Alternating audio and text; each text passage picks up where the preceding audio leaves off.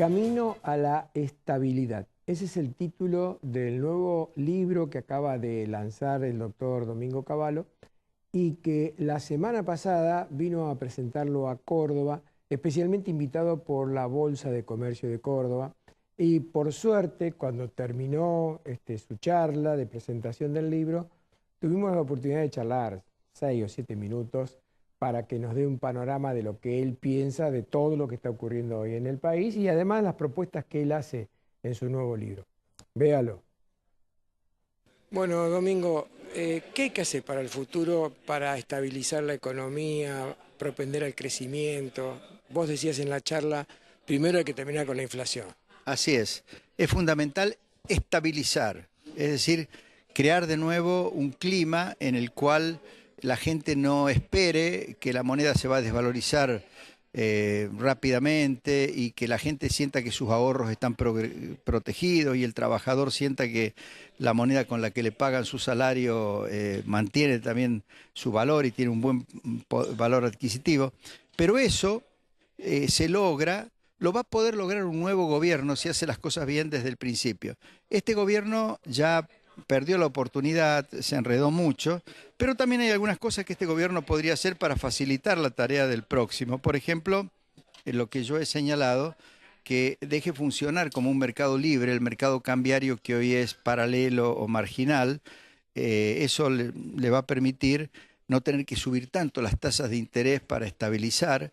Y esto es importante porque así como tenemos un alto problema de inflación, tenemos recesión, tenemos un problema en el sector energético y muchos otros problemas, si le llegan a agregar uno más, que es, por ejemplo, que se genera muchas quiebras de empresas y deudores incobrables de los bancos, etcétera, vamos a tener también crisis financiera, que son las peores de las crisis. Ya hemos tenido muchas y hemos sufrido por las crisis financieras. Domingo, siempre estamos hablando dentro de un contexto económico. La pregunta es, ¿tenemos que analizar la economía solamente a través de la economía o bajo un contexto político? No, el contexto político es esencial y el respeto a las instituciones es esencial. Por eso yo digo que este gobierno ya perdió la oportunidad de hacer las cosas bien porque manoseó demasiado las instituciones, le faltó el respeto, mintió mucho, desorganizó la economía y la sociedad.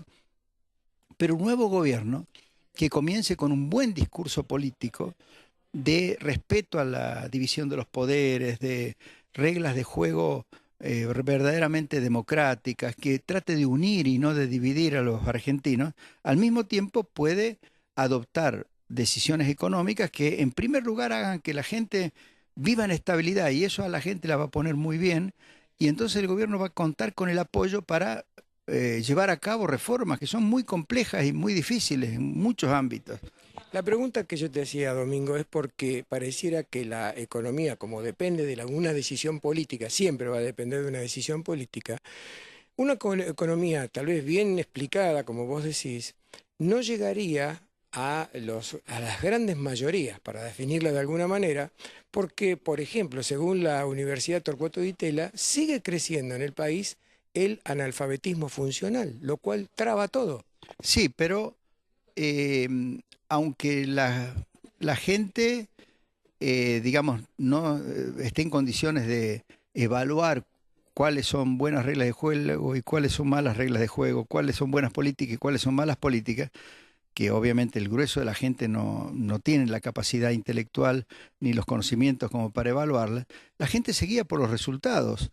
Y, por ejemplo, en el 91, cuando nosotros logramos erradicar la inflación, la gente apoyó todas las demás medidas que eran complejas, difíciles de entender, en muchos casos habían sido considerados fuertemente impopulares porque la gente adquirió confianza en el gobierno porque obtuvo la estabilidad, que es eso lo que yo creo que debe hacer el próximo gobierno. Hoy la inflación está agobiando a todo el mundo porque para el trabajador significa que le aumenta el costo de la vida mucho más rápido que los salarios.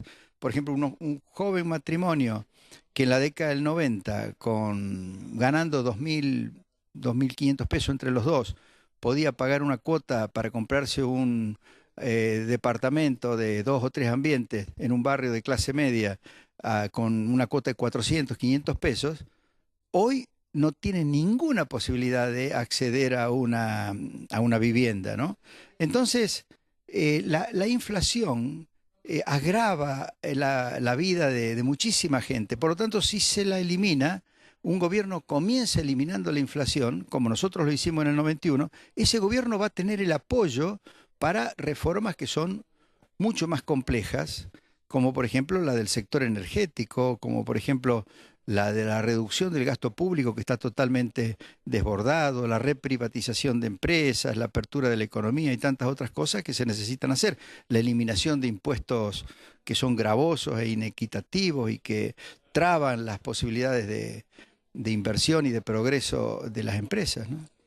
Vos disculpame, Domingo, que ya terminamos porque no te quiero robar más tiempo, pero que te ponga piedras en el camino, pero el relato de este gobierno y muchos de la oposición dicen que la culpa de la inflación lo tienen los empresarios que aumentan los precios. Bueno, ese es un error garrafal.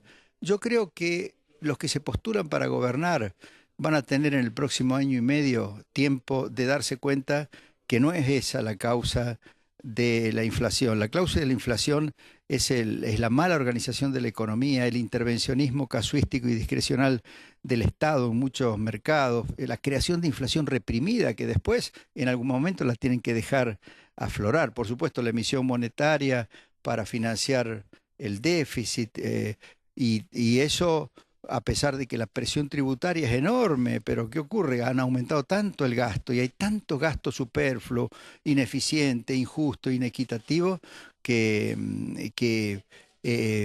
todo eso tiene que cambiar para que realmente haya estabilidad, desarrollo económico, progreso social. Ahora, todo eso no se puede hacer todo junto de la noche a la mañana. Hay que elegir la secuencia porque el gobierno que intente hacer las cosas bien tiene que inspirar confianza para poder dar el próximo paso un poquito más difícil y así sucesivamente.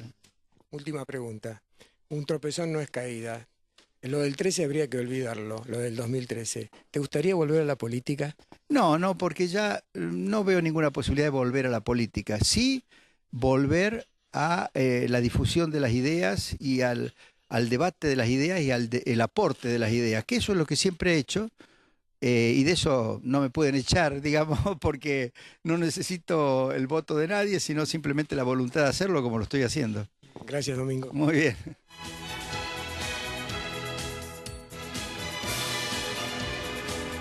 Muy bien, esa era la charla con el doctor Domingo Cavallo.